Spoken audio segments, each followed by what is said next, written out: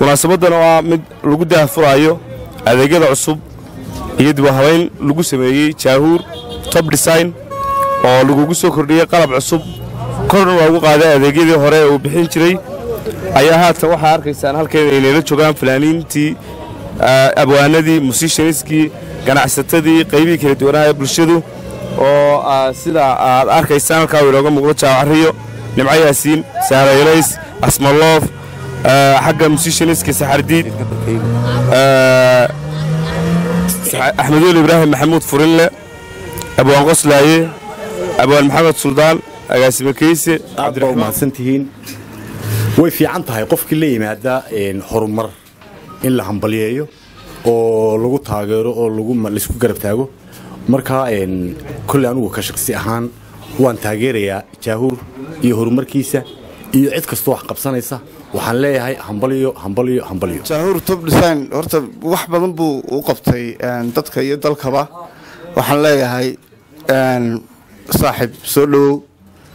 meherada cusub new Jaahuur Top Design Jaahuur ana walaalkay oo ana saaxiibkay weeyaan waxaan leeyahay hambaliyo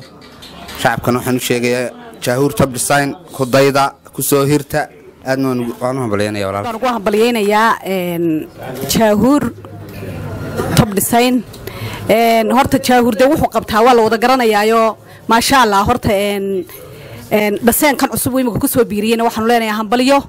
midda kale wax weeyaan xafladaha aroosyada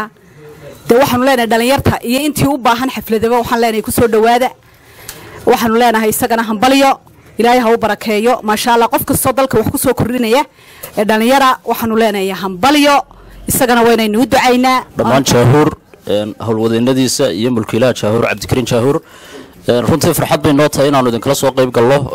munaasabadan dib u habaynta loogu sameeyay meheradan ama xaruntan lagu sameeyo filimada iyo duubista aroosyada iyo xafladaha iyo dhamaan way fiican tahay runtii qofka in lagu garab istaago wixii uu curiyo runtii maanta wax la isku sheegaa mid tooy isiinaadi macalina magaca Jaahuur Top Design kuma cusbo marxalado kala duwan buu soo maray marka saddexaad waxaan ma hanaqayaa baada musicianada fanaaniinta abwaanada anigoo waxaan leeyahay Cabdikariin Jaahuur